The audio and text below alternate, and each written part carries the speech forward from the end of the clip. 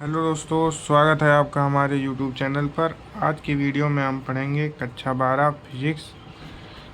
Physics में हम पढ़ेंगे प्रकाश की,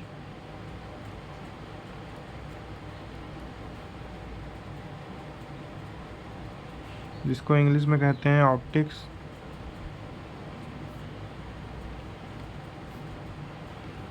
ऑप्टिक्स या प्रकाश की इसे कहते हैं भौतिक विज्ञान की जो वह शाखा होती है जिसमें हम प्रकाश का अध्ययन करते हैं। प्रकाश के परावर्तन, प्रकाश के अपवर्तन, प्रकाश का विवर्तन आदि बहुत सारी घटनाओं का जब हम अध्ययन करते हैं तो उसको हम कहते हैं प्रकाश की। प्रकाश की शुरू करने से पहले हम जान लेते हैं प्रकाश क्या होता है। प्रकाश तो प्रकाश क्या होता है? प्रकाश एक प्रकार की ऊर्जा होती है और प्रकाश को हम एक प्रकार की तरंग भी कहते हैं। प्रकाश को हम विद्युत चुंबकीय तरंग भी कहते हैं, जिसको इंग्लिश में कहते हैं इलेक्ट्रोमैग्नेटिक वेव, EMW। तो जो प्रकाश होती है वो विद्युत चुंबकीय तरंग होती है। तो प्रकाश का एक गुण यह होता है कि जो प्रकाश होता है वो स्वयं नहीं दिखाई पड़ता है। वो जब वस्तुओं पर गिरता है तो हमें वो वस्तुओं को दिखाता है, लेकिन वो खुद नहीं दिखाई पड़ता है। तो हम समझ लेते हैं कि हमें वस्तुएं दिखाई कैसे पड़ती हैं। तो वस्तुएं हमें एक प्रकाश की घटना होती है जिसको हम परावर्तन कहते हैं। तो वस्तुएं हमें परावर्तन की घटना के कारण दिखाई देती हैं। जैसे हम समझते हैं एक सूरज है, सूरज से प्रकाश आता है। जब सूरज से प्रकाश आता है तो मान लेते हैं ये कोई वस्तु है, ये हमारी वस्तु है और यहाँ पे हम हैं। मान लेते हैं यहाँ पे हम खड़े हुए हैं और देख रहे हैं।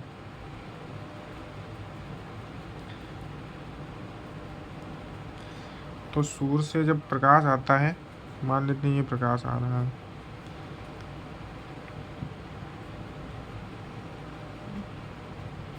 तो सूर्य से प्रकाश जो है परावर्तित होने के बाद हमारी आँखों पर गिरता है, वस्तु से टकराता है और फिर हमारी आँखों पे आता है,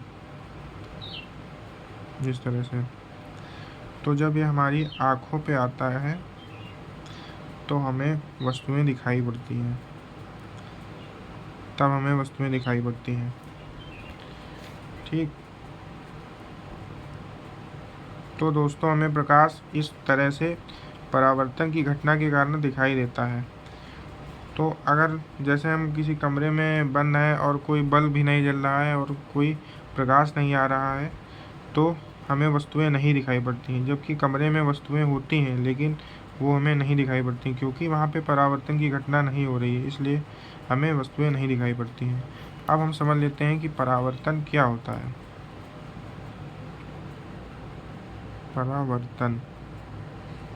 परावर्तन की परिभाषा लिखते हैं सबसे पहले। प्रकाश का किसी सतह से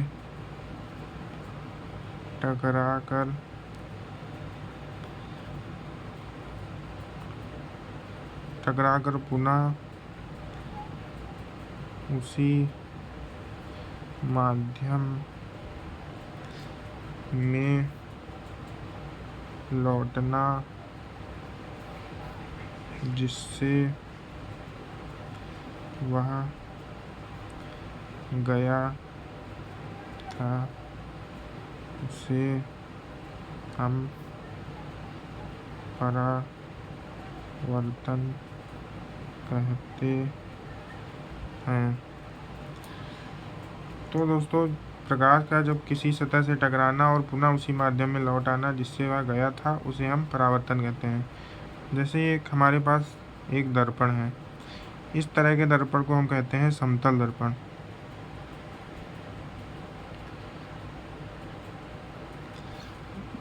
मान लेते हैं इस पे प्रकाश आया, ठीक, और मान लेते हैं प्रकाश टकरा कर फिर इधर आ गया। तो जो प्रकाश है वो टकरा कर एक माध्यम यानी कि इस माध्यम से आया था और इसी माध्यम में अब वापस लौट आया। तो इस घटना को हम परावर्तन कहते हैं। आप समझते हैं कि अभिलंब क्या होता है। ये जो लाइन है डॉटेड, इसको हम बोलते हैं अभिलंब। इसको इंग्लिश में बोलते हैं नॉर्मल। नॉर्मल क्या होता है? किसी दर्पण के जो लंबवत रेखा होती है उसको हम कहते हैं अभिलंब। तो इसकी एक परिभाषा है, वो लिखते हैं।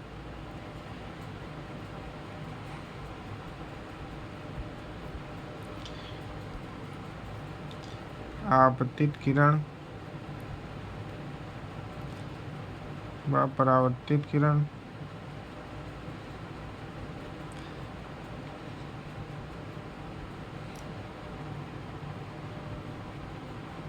आपतित किरण परावर्तित किरण के तल में दर्पण से लंबवत रेखा जो आपतन बिंदु से जाती है उसे अभिलंब कहते हैं। यानी कि जो आपतित किरण होती है, जो परावर्तित किरण होती है, उसी के तल में जो दर्पण के अभिलंब रेखा होती है और जो आपतन बिंदु, इसको हम कहते हैं आपतन बिंदु। जिस बिंदु पर जिस बिंदु पर आपतित किरण दर्पण से टकराती है उसको हम कहते हैं आपतन बिंदु। ये आपतन बिंदु है, इसके अभिलंबवत ये जो रेखा गई है इसको हम कहते हैं अभिलंब। हमने अभिलंब समझ लिया। अब हम समझते हैं परावर्तन के नियम।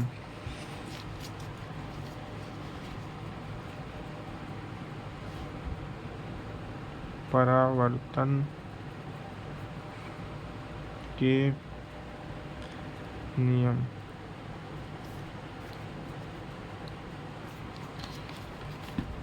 दोस्तों, परावर्तन के दो नियम होते हैं। पहला नियम है जो आपतन कोण होता है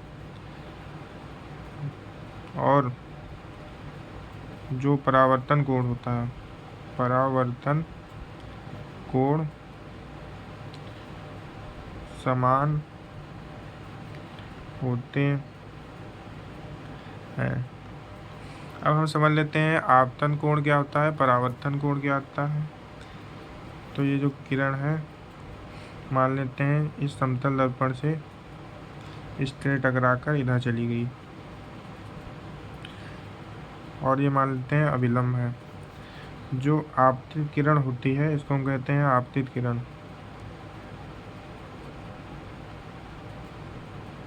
और ये जो किरण होती है इसको कहते हैं परावर्तित किरण।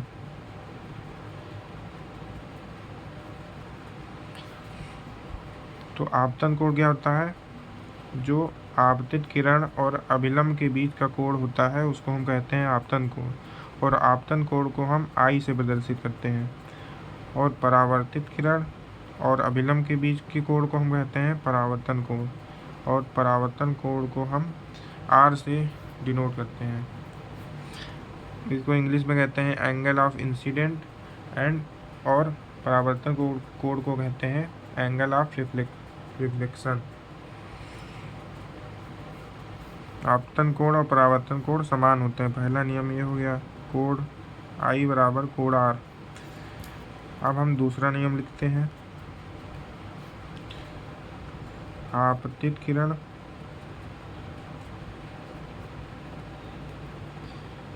आपतित किरण,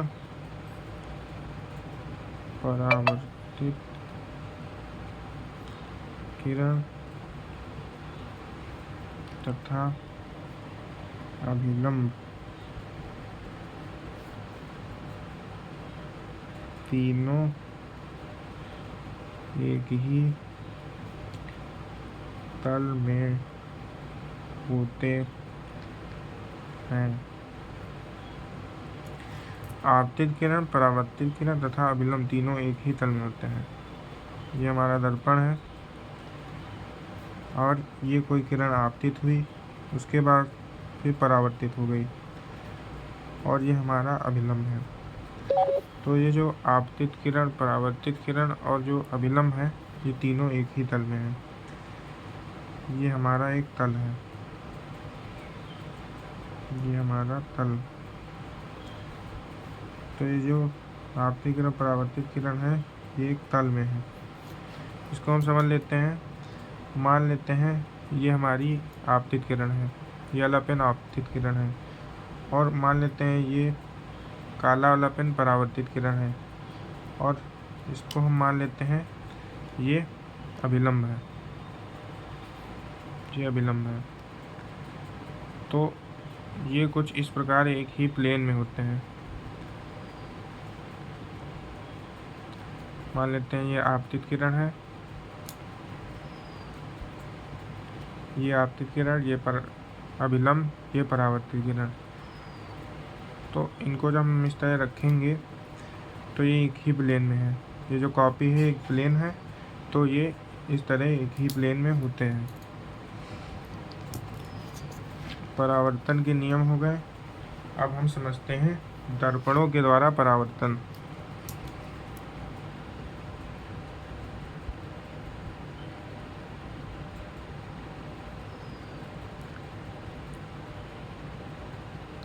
परावर्तन पहले समझते हैं समतल दर्पण द्वारा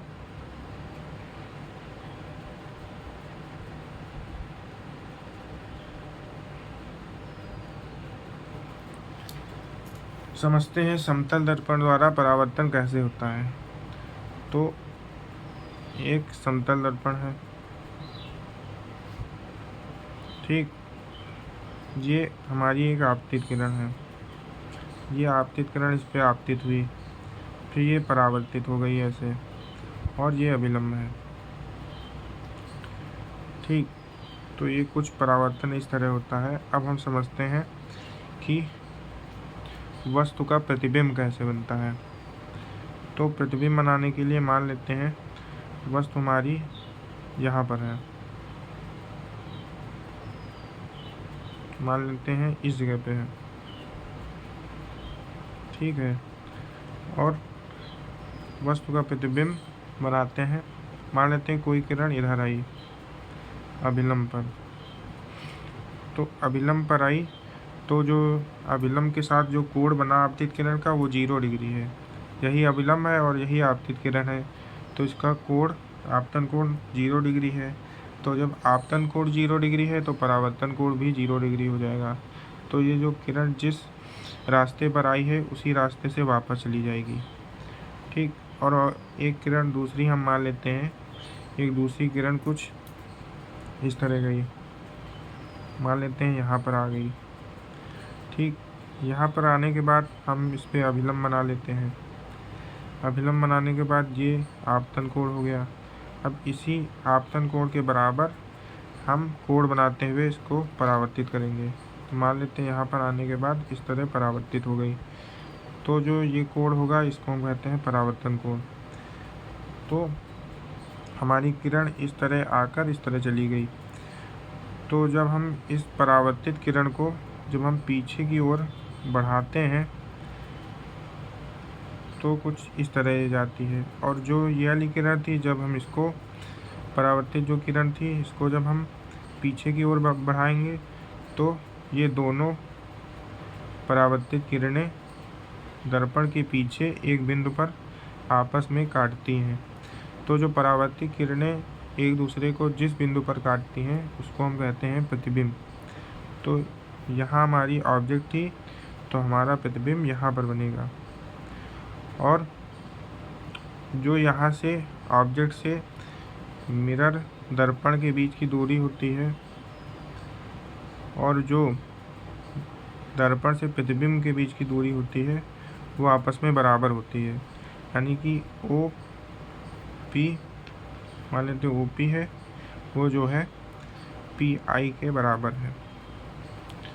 तो सबसे मेन प्रॉपर्टी यही होती है कि समतल दर्पण में वस्तु से दर्पण की दूरी और दर्पण से वस्तु की दूरी आपस में बराबर होती है। और जो समतल दर्पण की फोकस दूरी होती है, फोकस दूरी वो अनंत होती है। और एक और चीज़ होती है, जो समतल दर्पण होता है उससे जो वस्तु बनती है उसकी जो प्रकृति होती है वो काल्पनिक होती है, क्योंकि जो परावर्तित किरणें हैं वो वास्तव में एक दूसरे को नहीं काटती हैं। उनको हम काल्पनिक लाइन के माध्यम से, रेखा के माध्यम से जब हम उनको पीछे बढ़ाते हैं, काल्पनिक लाइन खींचते हैं, तब वे काल्पनिक लाइन एक दूसरे को काटती हैं, जिससे हमारी काल्पनिक वस्तु बनती है। अब हम समझते हैं। दोस्तों, आज की वीडियो में इतना ही। आज की वीडियो में हमने समतल दर्पण के द्वारा परावर्तन तक पढ़ लिया। अब हम अगली वीडियो में हम पढ़ेंगे गोलीय दर्पण द्वारा परावर्तन।